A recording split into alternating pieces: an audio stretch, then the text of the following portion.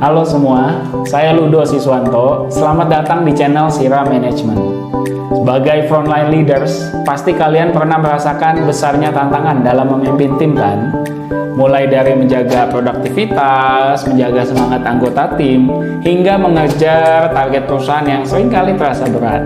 Tapi jangan khawatir, ada cara yang bisa membantu kamu menjadi frontline leader yang lebih efektif dan berhasil.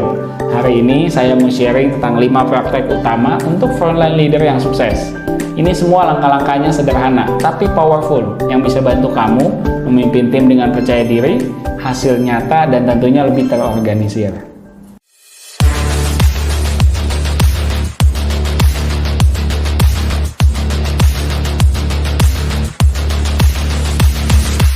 Namun sebelum kita masuk ke 5 praktik ini, ada satu hal yang perlu digarisbawahi. Semua praktik ini tidak akan berjalan efektif tanpa pondasi yang kuat, yaitu pola pikir kepemimpinan. Pola pikir ini seperti kompas yang akan membimbing kamu untuk membuat keputusan yang tepat, memotivasi tim, dan mencapai hasil yang terbaik. Pola pikir yang tepat adalah bagaimana bisa mencapai hasil melalui dan bersama dengan anggota tim. Jadi sebagai frontline leader, kita perlu berpikir bagaimana menghasilkan kinerja tim melalui dan bersama dengan anggota tim. Nggak kita sendirian, dan juga tidak timnya sendirian saja, melainkan kita bersama-sama. Nah, sebuah riset dari DDI, Development Dimension International, menunjukkan bahwa 89% dari pemimpin baru yang gagal itu karena tidak memiliki mindset yang tepat untuk membangun tim. Jadi mindset untuk sukses melalui dan bersama tim adalah fondasi kuat atau yang utama harus kita miliki. Yuk kita bahas 5 praktek utama yang bisa langsung kamu terapkan di tim. Yang pertama, membangun tim yang solid. Build a winning team. Membangun tim itu ada prosesnya, biasanya melewati 4 tahap.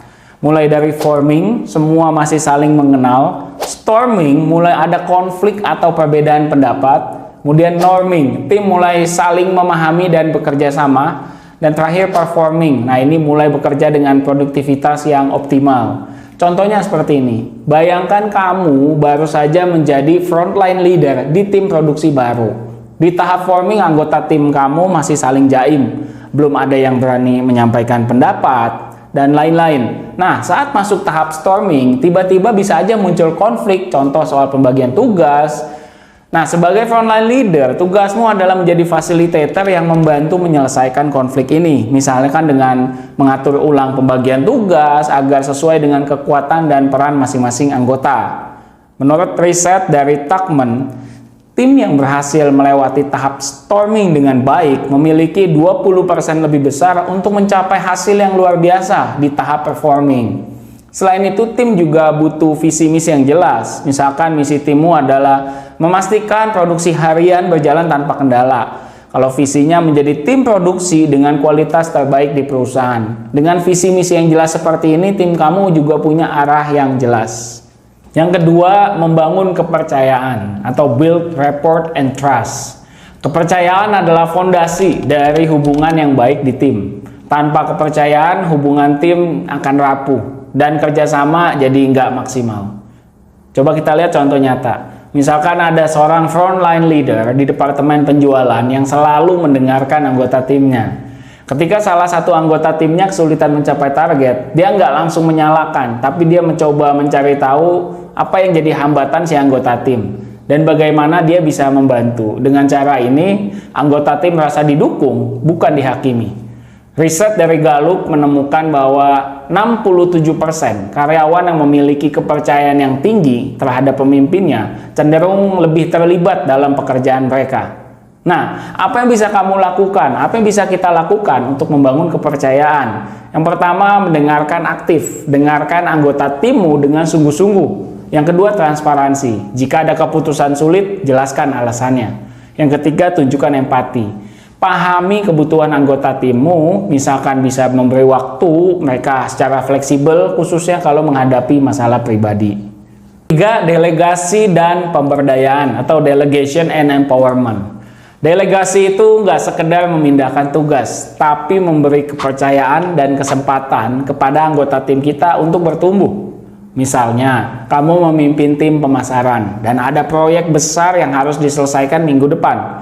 Daripada mengerjakan semuanya sendiri, delegasikanlah tugas tersebut, misalkan contoh riset pasarnya, pembuatan kontennya kepada anggota tim yang memang ahli di bidang itu. Jangan lupa memberi mereka kebebasan untuk mengambil keputusan. Contoh terkait desain, mereka boleh menentukan yang mereka anggap yang terbaik. Menurut riset dari Gallup, pemimpin yang memberikan ruang kepada tim untuk mengambil keputusan itu meningkatkan inovasi tim hingga 33%. Nah, delegasi yang efektif itu melibatkan 3 hal. Pertama, kejelasan tanggung jawab. Jelaskan apa yang diharapkan dari mereka supaya mereka jelas. Kedua, kebebasan mengambil keputusan. Biarkan mereka menyelesaikan tugas dengan cara mereka sendiri. Dan ketiga, dukungan penuh. Selalu siap membantu jika mereka menghadapi kendala. Kita masuk ke yang keempat, manajemen kinerja atau performance management. Manajemen kinerja ini adalah kunci untuk memastikan tim berjalan sesuai tujuan. Coba bayangkan situasi ini. Seorang frontline leader menetapkan target SMART goals untuk timnya. Misalkan meningkatkan produksi hingga 10% dalam waktu 3 bulan tanpa tambahan jam lembur. Nah, target ini jelas, terukur, realistis, relevan, dan punya tenggat waktu yang jelas. Karena menurut studi dari Harvard Business Review, tim yang bekerja dengan tujuan yang jelas cenderung 20-25% lebih produktif dibanding tim yang tanpa arah yang jelas. Selain itu, jangan lupa memberikan feedback secara rutin. Misalkan kalau ada anggota tim yang berhasil selesaikan tugas lebih cepat dari jadwal, berikan apresiasi.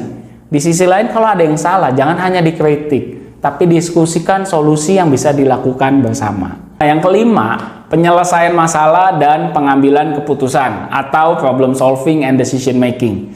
Praktik terakhir ini misalnya kamu menghadapi masalah mendesak seperti mesin produksi tiba-tiba rusak. Sebagai frontline leader, langkah pertama yang perlu kamu lakukan adalah mengidentifikasi penyebabnya. Apakah masalahnya ada di perawatan mesin atau operatornya yang kurang terlatih. Kemudian bersama tim teknisi, kamu mencari solusi sementara, mungkin menggunakan mesin cadangan, sambil kamu juga menyiapkan rencana jangka panjang supaya tidak terjadi kejadian serupa. Riset dari McKinsey menunjukkan 72 perusahaan yang sukses memiliki pemimpin yang mampu membuat keputusan dengan cepat berdasarkan data. Untuk pengambilan keputusan yang efektif ini, ada beberapa hal yang kamu perlu lakukan. Yang pertama, identifikasi masalah dengan jelas, analisis akar penyebabnya, cari solusi bersama tim, dan ambil keputusan dengan komitmen penuh. Itulah 5 praktek utama untuk frontline leader yang sukses. Mulai dari membangun tim yang solid, membangun kepercayaan, delegasi dan pemberdayaan, manajemen kinerja dan penyelesaian masalah, serta pengambilan keputusan. Nah, dengan menerapkan praktik-praktik ini, kamu nggak akan cuma jadi frontline leader yang efektif, tapi juga yang menginspirasi. Terima kasih sudah menyimak. Sampai jumpa di video-video berikutnya.